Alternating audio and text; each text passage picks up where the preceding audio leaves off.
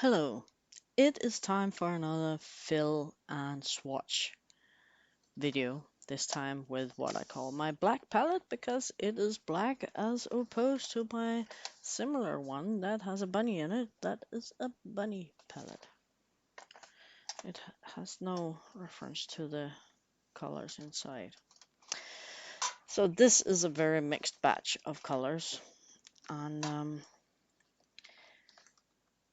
it is from a good while ago when I was buying and testing out different brands of watercolors, a process that I am by no means finished with. I bought, there's what, currently there's 4 brands in here. There'll be 5, 6 when we're done. So the top row and until down here, those are all from Sennelier and it's their artist grade paints. Then from Italy, I got 5 pans of my MaimeriBlu, which are primary colors. And I need to move the blue because it's out of order. Because I just wrote the swatch chart and I know I ended up with primary cyan, so we better do it right. Then there is a color called Dragonblood. It is actually, as far as I remember, a PV19. Let me control that.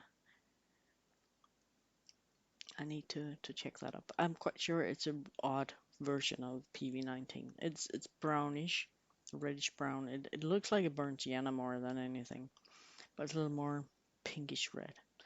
Then there's Carbon Black. Then there's my only pan that I own of Old Holland, and this is a Vine Black. Those two were from a period where I was testing out different types of black. Then there's 2 empty pans, and they will stay empty for the time being. The next 13 pans will be filled with my tube paints from Van Gogh. I'm gonna skip one in here though, because I'm planning on buying a blue that I'm gonna put in here. I don't have it right now, so that will be just a later addition. But that will pretty much fill up that whole row. These are the Cotmann colors I got as a Christmas gift from my husband, bought by myself. And if you saw the whole video, I put it in my other tin, but I found out it fits better in here, so I moved them over here. And that has 3 empty pans there, and I got some Horadam from Schmincke, their artist paints. I got 3 tubes, and they fit nicely in here. So when I'm done, there should be just 3 pans left in here that I don't have. You know, I have plans for one, but the other 2, I don't know. When both these tins are full, just in here will be 104 colors of different brands. So it's not like I'm missing out on any color. I have already made my swatch sheet, and as per usual, I made a mistake. I forgot to add a yellow, so I had to move them down. So about midways, there will be an empty pan. I'm planning on buying probably their phthalo blue or something like that. And yeah, so we should probably get filling. I'll put that up there so I know what I'm doing. We gotta get all of these out. See the one. I'm gonna take these out as well now, I'm put this to one side. I'm not orange colors, so they're kind of ready to fill. Should probably be able to fit everything in frame pretty much. It does take a lot of space to fill in. So let's just get the Horadam colors out of the way. And here is one that I also got in a pan, but I decided to buy it in a tube as well, because sometimes I like to have colors might make up a little limited palette on a plastic palette to paint with, and tube colors do that easier than half pans. So this is titanium gold ochre. That's what they call it, but the pigment in here is PBR24, and that is the pigment for Naples yellow, the pure pigment. Often when you buy a Naples yellow, it will be a mixture. And here is Quinacridone Magenta, and the pigment is PR202. It's a little slightly different pigment than you would normally get in a Quinacridone Magenta.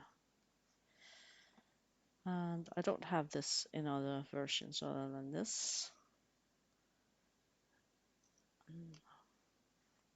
Bought in a tube for the same reason as the others. There's pros and cons with buying tubes versus pans. The pans, you get a very stable mixture. It's the same mixture all the way through, and you know that there's no separation between binder and pigment. And you pay a little extra for the pans, no matter if it's half pans or whole pans.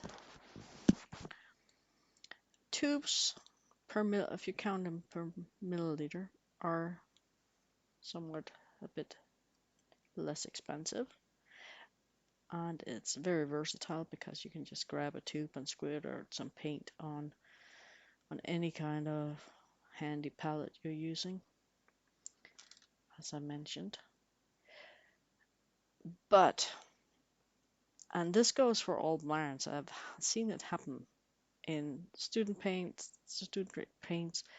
and in professional paints, and it just happens sometimes. Sometimes the binder separates from the pigment, so when you open up a new tube, the whole top is just the binder. And it is kind of a challenge to get that mixed in with the rest of the pigment.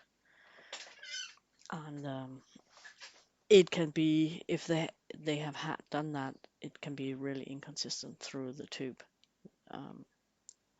So that's a drawback of tubes. And the last one here was Purling Green. And what's the pigment number on that? It's called Black. Haven't you? Yep, there. PBK 31. It's counted as a black pigment, but it has a green shade to it. Then there's Van Gogh, and I love Van Gogh, even though it's a student grade paint. And it paints well, and the price is good, and huge tubes, and so what's not to like?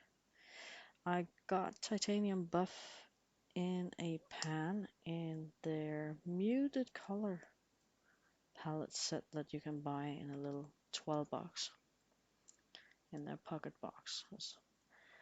But I kind of liked it and bought it in a tube for the same reason that I got this won't go back on. I'll fix that later. As the Horadam, it's easier to make a custom made palette with a tube. Then here is one of my favorite colors, but I cannot pronounce it. Azomethine green yellow. Other call it green gold, and it is PY129. And it is one of my favorite yellows. Not on its own. On its own, it is kind of a little acidy and overly bright, but it's a fantastic mixing color. I don't think I would buy a car or a shirt in this color, but I sure want it on my palette. It was previous a color that was kind of only seen in high-end artist grade, but Van Gogh now has it. Here's an Indian yellow and some mixed pigments. No, it usually is. This is PY83. And it's a nice warm yellow. Most times Indian yellow is mixed pigments. The original pigment is Origin in Nature and or organic in nature. Organic in nature, and it was produced from urine from cows that ate mango leaves, but it's not like the original pigment is not light fast. So most times you get a mixture of colors of pigments, but this one was a single pigment one. Then we got Pearl Orange. I was looking for an orange and I was testing Pearl Orange. It's not a favorite. And of course I got it both in a tube and in a pan because in the what's it called, Vivid Colors, again one of their little specialty sets in their pocket box sets. There's also a Pearl Orange in there. Eventually I'll probably get through all of it. Closed, okay. And this is an odd selection because I've been buying mostly some that I didn't already have in tubes, but then sometimes they like this one, I bought this one first and then I got um, the box set afterwards. And so it's not a consistent palette I got, it is just a random collection of colors. Then I thought I didn't have the burnt sienna. I do. It was the raw sienna I didn't have, but so got this one in double as well. But burnt sienna is a very stable and good color to use. It's a kind of a dark version. The pigment they used in here is not pigment, it is pigments. PR101 and PBK11. So that's not the original pigment. You can get the original pigment if you buy the artist grade Rembrandt of that. Then I got light Oxide Red. It's a PR101. They discontinued this color in their main line in the Rembrandt line, but you can still get it in this line. The color is not quite the same though. That's another PR101 color.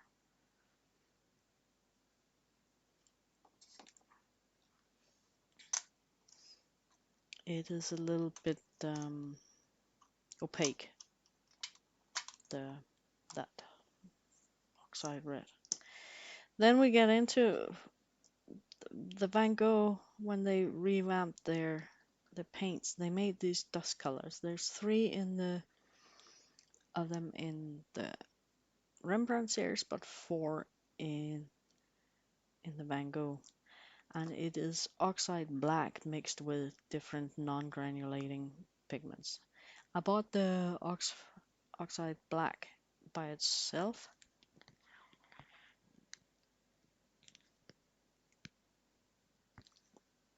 And it doesn't open because I didn't clean the threads. Oh, that was good. That was all it took. I think I need to clean the caps of some of these. So this is an Oxide Black. It is PBK 10 or 11. 10, I think. PBK 11. And it's a granulating black. It's actually this one is a very strongly granulating black. And so the next 4 colors are very granulating too. And I just thought that having the black by itself would make me able to kind of expand on the dusk versions of things. So here is Dusk Yellow.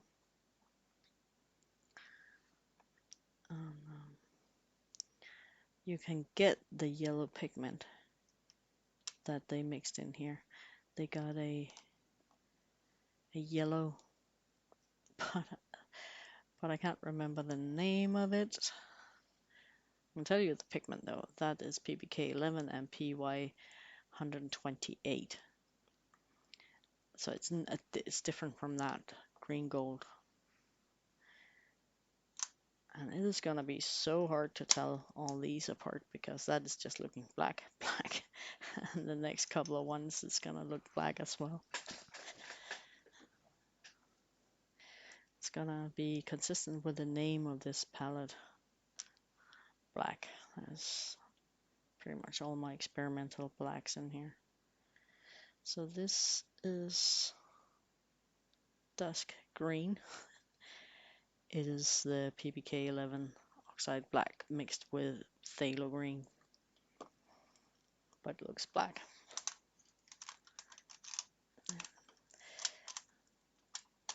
The MaimeriBlu paints are made with honey and they're super sticky and they do not ever fully dry. I wouldn't make a travel palette with these.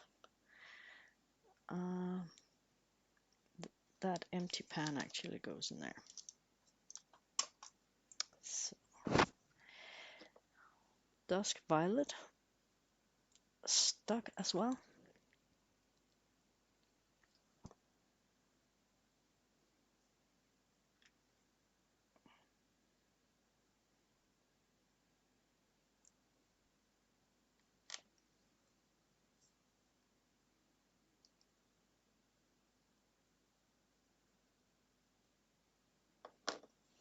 Looks super black too.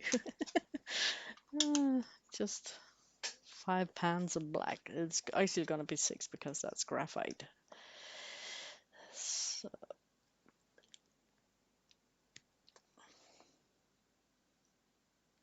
Dusk Pink.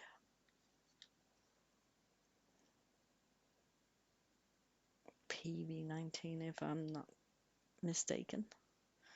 It's the other pigment in here.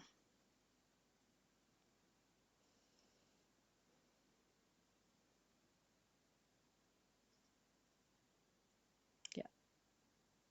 PBK11 and PV19.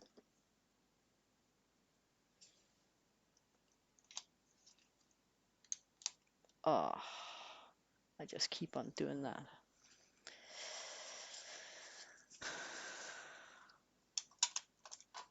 And the last one is actually one of the metallic colors that I didn't think enough when I bought this. I was looking for a Graphite Gray, and this has kind of the sheen and the color-ish of graphite, but it is not graphite. It's not the graphite pigment. So it doesn't work to mix this in with other colors like it does with the real graphite pigment. It's kind of fun anyways. Let's stick it in the palette and see what happens. I got a feeling that I might never finish that. So this was the pouring part of this video. And I will pause the camera, move the tubes out of the way back into their box and try and put this back together. And then I'll come back and we'll fill out the swatch sheet. We are ready. And I'm gonna paint with wet paint again. That's gonna be fun. So we start with the Sennelier. On this motley crew of paints, this caused because I was trying to put together a palette and I was just trying things out. So this bright yellow green is it's actually a mixture of phthalo green and Hansa Yellow PY3. There's a number of Hansa Yellows. That's PY1, PY3, and PY7, and I think there's a bunch more. And by and large, the light fastness of those is not fantastic. The PY1 is the worst. The PY3 and the PY7 is given kind of odd mixed results. So sometimes you get Hansa yellows where it's marked as good light fastness, but according to handprint, it's not the most stable yellow you can get. The primary yellow here is PY74. I'm not sure if that's a Hansa yellow as well. I don't think so. It's kind of a middle of the range kind of yellow. It's quite good. It's a nice enough mixing color. And here's an Indian yellow that I need to clean up before we swatch it, because I have contaminated that with all kinds of funny things.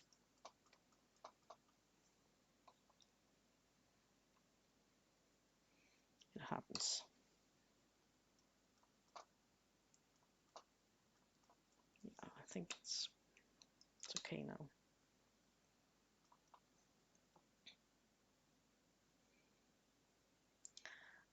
And this is actually a mixed pigment one. As I said before, that's the common theme with Indian yellows. This is PY154 and PY153. Then we got French Vermillion, and it is PR242. I've been told that if you get this in a tube, it smells a little bit. Vermilion was once also called Cinnober, and it is a mercury color, so you don't get real Cinnober anymore, and it's mostly called Vermilion. This is a super nice Vermilion. And often, because it's not the original pigment, you might often get vermilions that are mixed pigment colors, but Sennelier has this as a single color. Then I was curious about all the Quinacridone pigments back in the day. It's been a while since I bought these. So I bought a Quinacridone Red. This has come to fall in the category of not quite one of my favorites. It is a cold blue leaning red that, I don't know. I haven't used it very much, so I need to figure out if I like it as a mixing color. In its own, it's too much a either nor, not much. And I bought a permanent magenta also, and this is just a PB19. Pigment I have used a lot and still use quite a good deal. And this version is nice enough that I mostly use as a mixing color. And here is a color I bought just purely out of curiosity. Opera Rose. Absolutely not light fast, but almost neon pink. It's a super nice color, and I can understand why people like it. If you use it in scanned work or something like that, or sketchbook work, it's okay. But it's sadly not light fast. Cinerus Blue was one I was tempted into buying. It is one of those that I would normally not so much buy, because this is it's what other brands often would call a cerulean blue hue. Is phthalo blue and white mixed together. But they use PW4, which I am quite sure is zinc white, so it's not so too opaque. Then there's just a straight up phthalo blue, and this is a green shade blue. It's B15:3. I got so many versions of Phthalo blue green shade, and this is just another one of them. Love it, so I'll eventually probably get through all of them. Then, back then I thought I needed a Prussian blue. And I still like Prussian blue. I just don't like that it is a bit flimsy in its nature.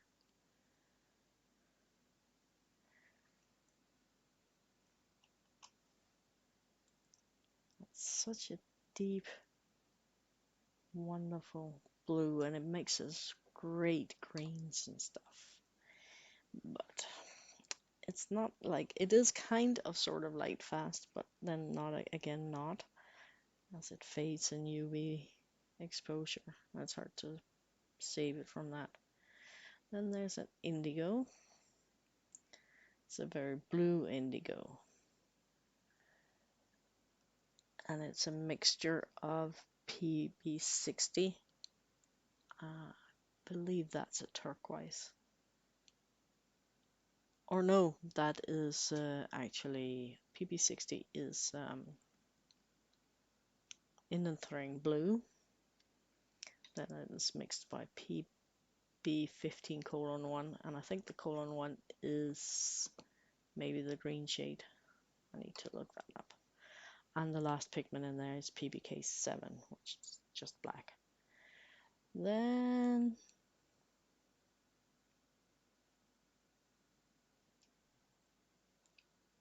we got, this should be Payne's Gray, but it's not.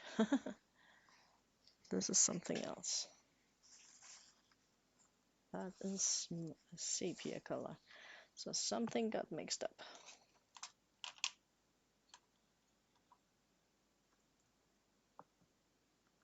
Let me see if that is in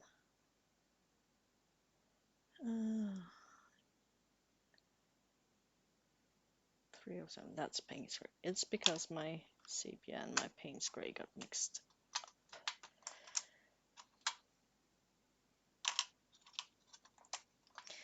Now they're back in where they should be. So Payne's Gray.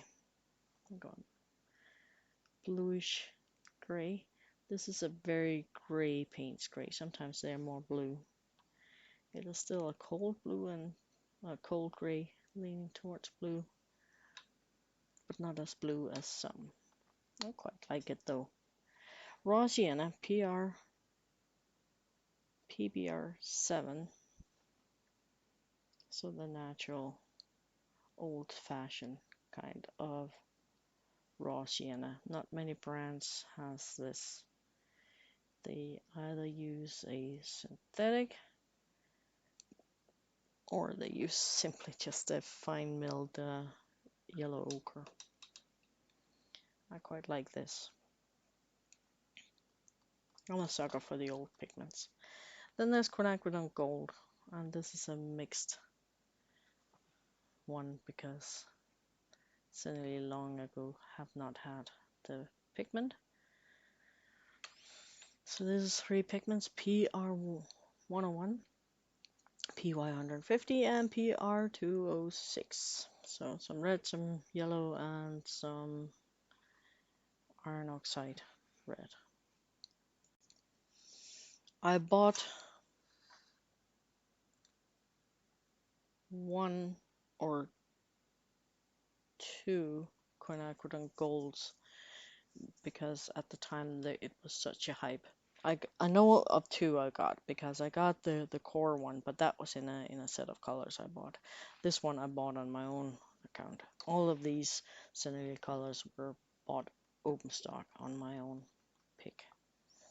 A burnt sienna, and it is also PBR7. I might have to work it a little bit to dissolve it. There it comes. A gentle reddish brown, not as intense red as you would see in the PR101 versions of it. That is more common. Here is a Venetian Red, and this is a PR101. That's a synthetic oxide that you will often get as a burnt sienna. See, much darker, much more red, and it is also having a lot more tinting strength when you use it as a mixing color. It's a nice enough color though, and this is a single pigment Venetian Red, just the PR101. Then there was a sepia that had snuck its way up there. This is a warm sepia. It's very dark as well. I often use that and or Payne's gray as in place of black. And as pretty much all sepias, this is a mixture. This is Pbr7, and I suspect that is an umber version of the Pbr7 and a PBK7, which is a black. Then, out of curiosity, I bought a neutral tint, and I have not in my notes what pigments has gone in here, but it seems like a more black version of a Payne's gray. It leans maybe a little more towards a violet. I think there's dioxazine violet in here. I'm not entirely sure, but it's warmer than the Payne's gray. Not a color I've used a lot, and I'm not super fan of. That was all of my Sennelier colors that I own, and I only have them in half pans. I would like to try them in tubes as well, but right now I'm kind of overwhelmed by all the watercolor I own, so I don't think so. I got a thing I might buy 2 tubes and then just fill out this line, but I'm not super inclined to buy any more watercolors right now. So next brand is MaimeriBlu from Italy, and I got the old version. They have gone through their paints and changed them, so I think almost all of their colors now is single pigment colors, and the tube size went down a bit too. These are, I got this huge 21 milliliter tubes. So that's the primary yellow, and that's a PY97, and that's a Hansa yellow. There's so many Hansa yellows, it's unbelievable. This one is rated as a 3-star light fast version though. Then there is primary magenta, and it's a PV19. And you can see it's different from that PV19 up there. Should wait actually to compare it until they're dry. But PV19 is a super versatile pigment. Comes in lots of colors. Primary cyan is just a green phthalo blue. Green shade phthalo blue. And the pigments here are wet because I just filled up these 3. The pans were nearly used up. And these 3 primary colors is one of the best triads I've ever had, primary triads. It can be a little tricky to make good oranges, but I've painted entire paintings just with those 3 colors. As a kid, I was curious about a color called Dragon's Blood, and I think it was made as an extraction of maybe a plant or something. My dad would buy it because it was not light fast. This is Maimeri's old version of it, and if I'm not mistaken, that is also a PV19. Let me grab the tube in my box here. I was really surprised to see it. Where is the pigment info? No, it's a 15 milliliter tube. It's still huge though. Sanguine.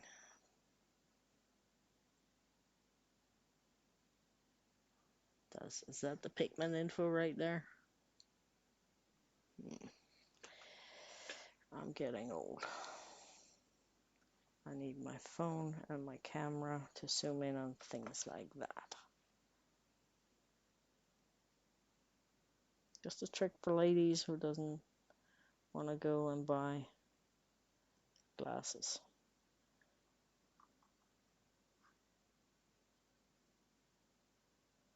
The pigment info is here. Oh,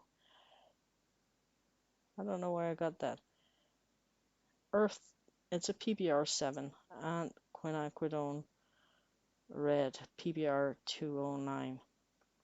I have no idea where I got the PB19 idea from. So that's that salt. So it is a mixture. They have, oops, that was the wrong color. They have changed the formula on that. I forgot what they changed it into. It's not a color I like a lot. It's like a color I can't decide what it wants to be. If it wants to be a red, earthy red, or a more into an orange.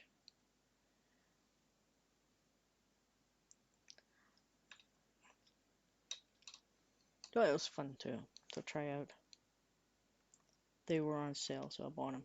Then I had a period of time where I was testing out different types of black, and this is a carbon black, and MaimeriBlu is one of the few, not very many companies that has PBK7 as a single pigment color. It's often mixed in, it's often part of like sepia and Payne's grays and stuff in other brands, but other brands don't sell it just straight up by itself. It's kind of very neutral black, so if you are up to trying to mix your own sepia or Payne's gray or something, that could be a candidate. And in that connection, I also bought that this one single pan of Old Holland Vine Black. This, I forgot what the pigment number of this is. And it's a little cumbersome to go and find the pigment number right now. But it was also one of those where Old Holland were the only company that I know of that I could find who does this color on its own. It's again a fairly neutral color, and it's not super dark black. And again, I kind of bought it because I was wanting to try and mix some colors.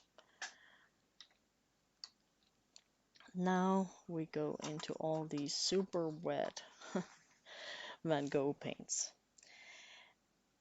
So Van Gogh's buff titanium was the first buff titanium I tried, and I liked what I tried. It's just really hard to get to show up on paper. It's a mild, gentle, sandy color. It's not a pure pigment one. I think it is, it's right here, and I did get the cap back on after a lot of mess. PW6 titanium white and PBR7. I don't know which one of the browns that is. I suspect it could be a raw sienna they have used. It is more interesting in mixes because it makes the colors that you mix it into a little bit opaque. And this is impossible to read. It's because I made a mistake. But this is the one I can't pronounce. Azomethine green yellow. It's PY129.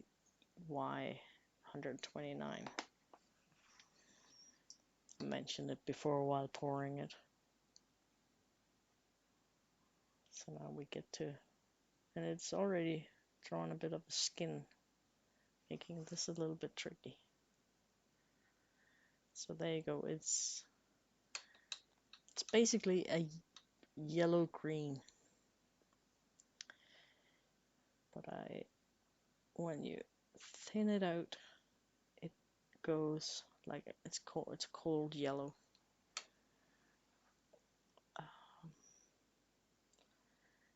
And by itself, it's maybe not that nice, but it makes this fantastic. And this is an inexpensive way of getting it, because I know 3 companies who has it. I think actually maybe you can get it in Rembrandt now. That would be 4. But Core, Winsor Newton, and Daniel Smith are the ones I know for sure has it in their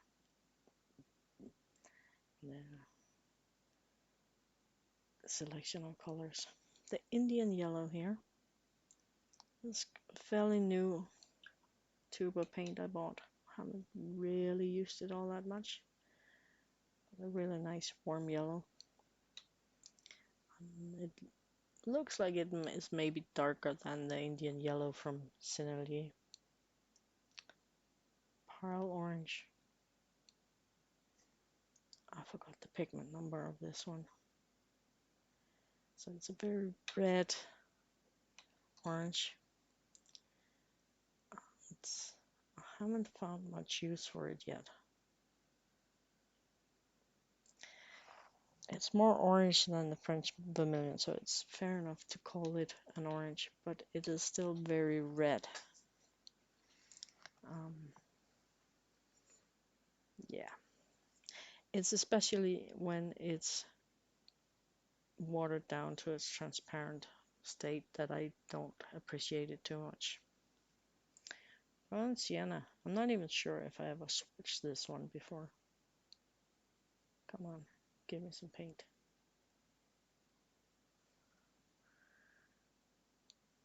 Wow, that's dark.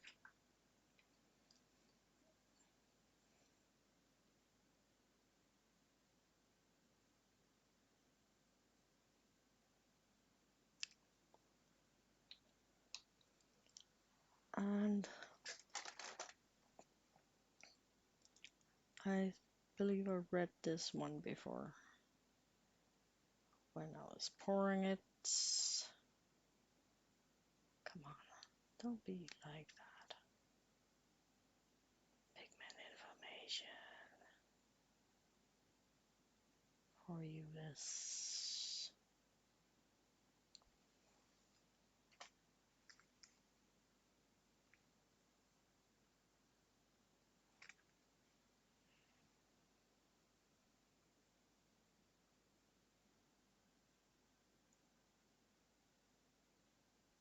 Come on. Pigments. PR101 and PBK something. Probably PBK7. So it's one of those with, and it has a tendency, at least when it's wet, to look very, very orange. And I think we will get to something similar further down the line. Then light oxide red.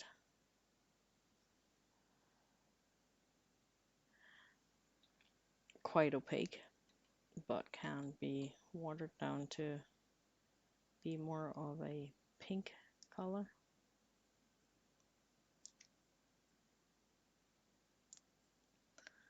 Pure PR101 color.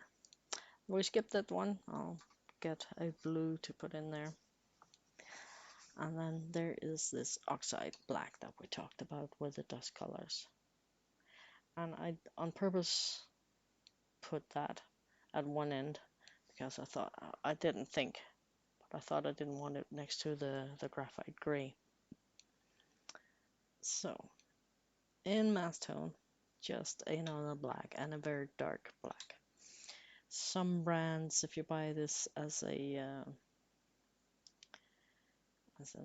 acrylic, you would often find it as Mars Black.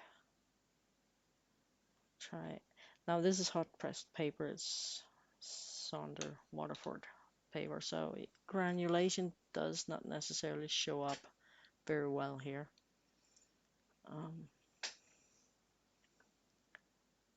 but it is a granulating color.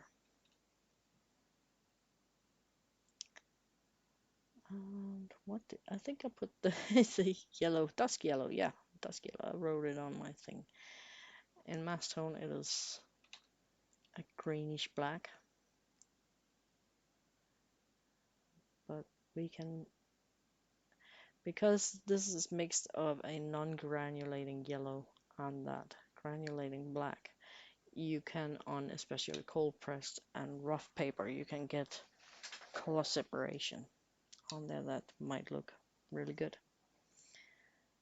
And I think it's called transparent yellow or something if you want just the yellow by itself.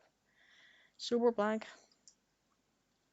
That's the dusk green with the phthalo green mixed in with the black. And the black has a blue undertone, and that's why so yellow turns green.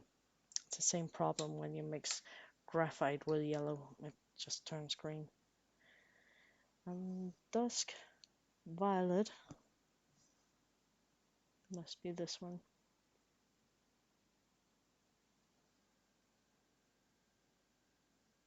Again, kind of very black. This is mixed in with dioxazine violet or purple, depending on who you are, where you're from. So this is a very dark and moody purple. And the dusk pink is PB19 with mixed in with the black.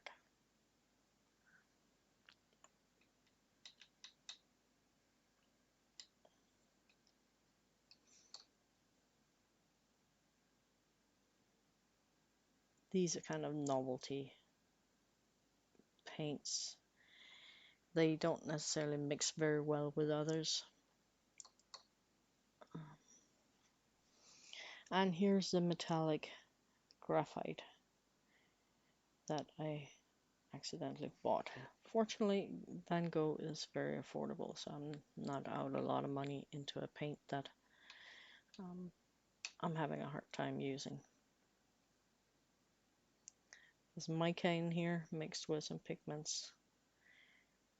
So it by itself it looks kind of like graphite. It's a lot more shining than real graphite, but it is a gray. So that was those Van Gogh colors, and we go on to the Cotmann from Winsor & Newton, another student grade paint. I bought a 10 set of these with little 5ml tubes just to try them out and to maybe see if I like these better than I like the half pans. And this far I do. I swatched them out and mixed them and played around with them when I got them, and they were wet paint, but they've sat in there for a little bit now, so now they're a little easier to work with. That's a lemon yellow hue, and I have not looked at the pigments of these ones quite yet. I'm gonna do a painting with them and talk about them more in depth later. And here's a cat orange hue.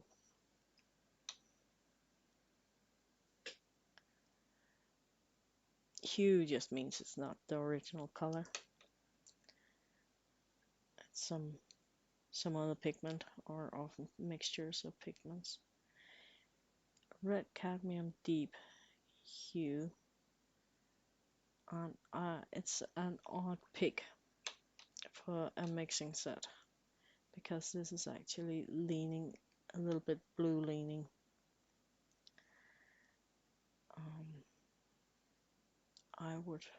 I know they got 40 colors, and I know they got more warm leaning colors in there. So instead of get us a warm and a cold red, they gave us two cold reds. Here's Permanent Rose, and that is a PB19. I checked that. Not a very strong one though, but a rose color nevertheless.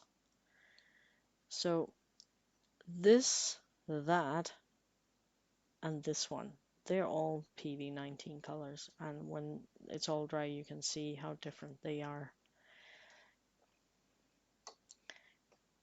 Dioxazine violet,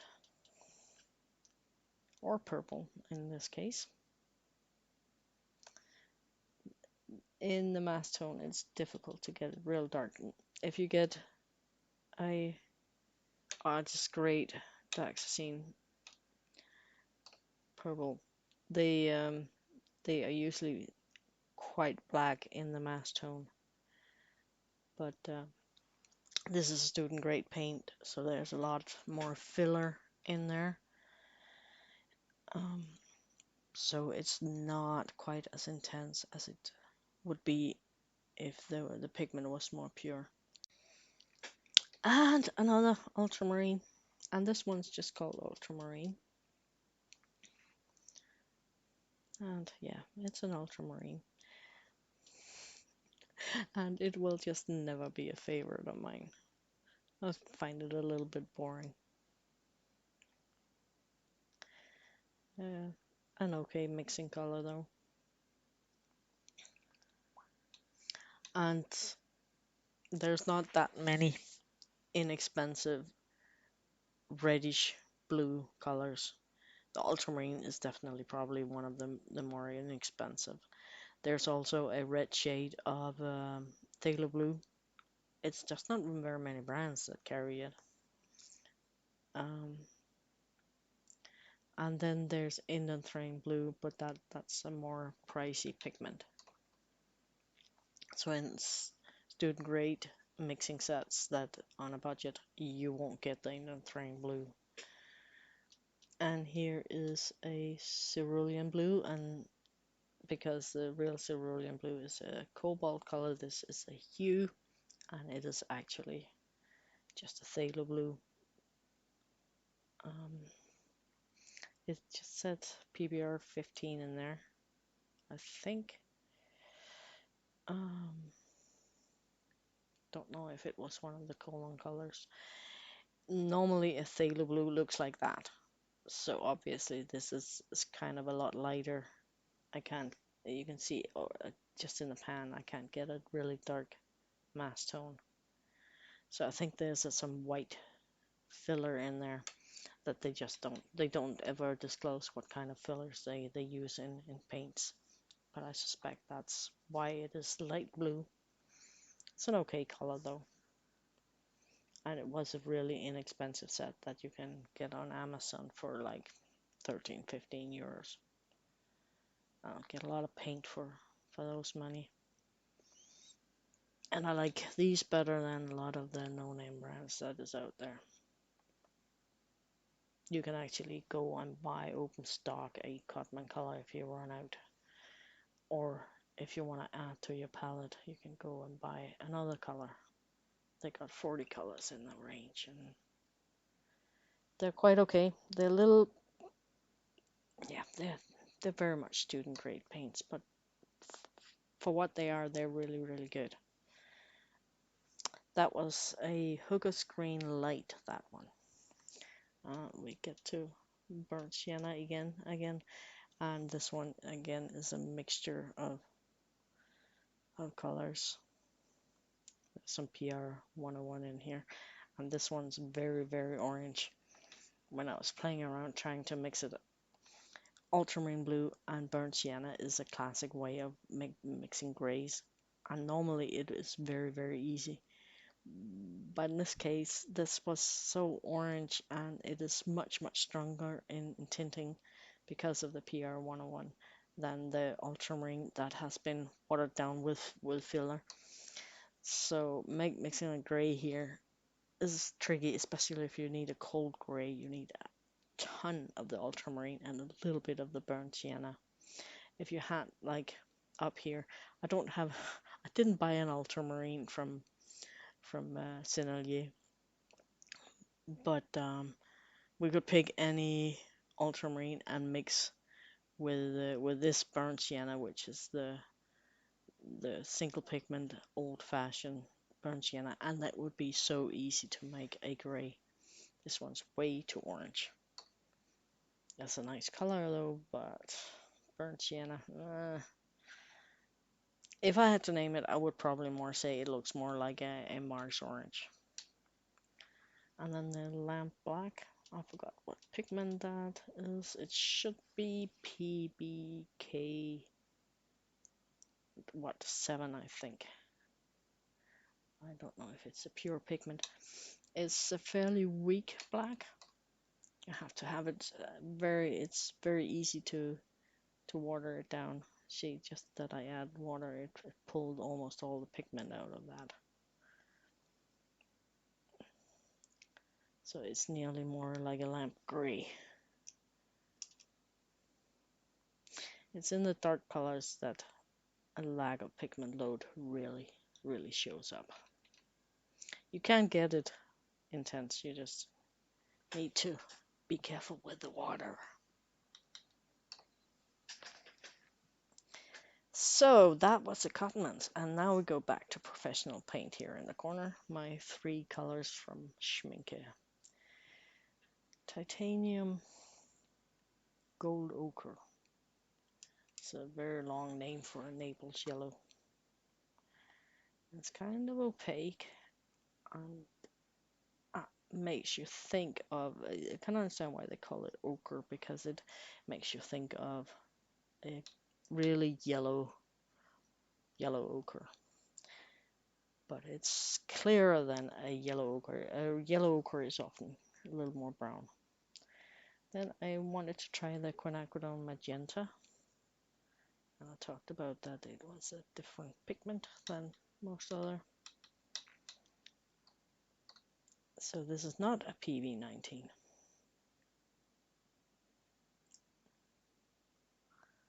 I haven't used this very much yet. It's a nice looking magenta. I need to try it out in some mixes and stuff. And the last one is Purling Green, a black pigment with a green shade. And when you put it down in mass tone, you can understand why it's called a black, because it is black. But it has this nice green color when you water it down. So it's really good for shades in green and stuff. I have also not tested it out very much yet. It's fairly new paints. So I forgot in the last video where I did a palette overhaul to let things dry and show you when it's dry. So I'll do that this time. It is now dry. I don't know if you can read my scribbles. This is not with light fastness and pigment information. I got that on other lists. This is just for pulling out when I pull out the palette so I can see what colors are in there. And in here are 3 burnt sienna, and they are really different. There's this one, which is nearly orange still after it dried. There's this one, which is more of a reddish brown, leaning a little more towards black than that one, a lot more actually. And then there's the actual burnt sienna up there, that is the pure pigment. You can see although they are kind of familiar, but it's very different colors. I'm gonna close this before I put my sleeves in there. What else can we talk about? There is PV19, there is permanent magenta from Sennelier, there's a primary magenta from MaimeriBlu, and you can see that those are not the same color. And it's very different from the permanent rose from Winsor Newton Cotmann. So, and the carbon black and the wine black is not very different. Thinking about it, I think this one is called PBK6. I'm not entirely sure. I really have to look that up. So, and the first color letter here is just short of Sennelier, so it's not Indigo, it is Indigo.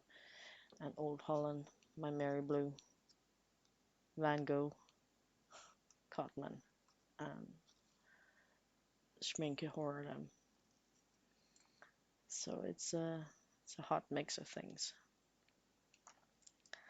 So it's not the most coherent type of palette, but there are plenty of versions of the primary, so there's enough mixing possibilities to have this as a working palette.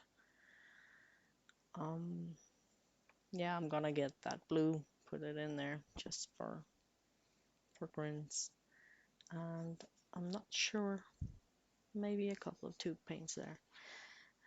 I haven't quite decided.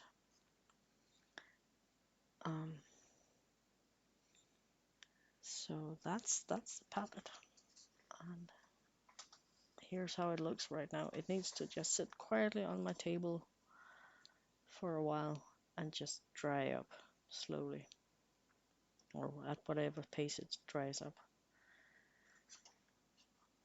So thank you all for watching, and if you're celebrating Christmas, have a very Merry Christmas. If you're celebrating something else, enjoy that and have a merry holiday. Like, subscribe, and come back.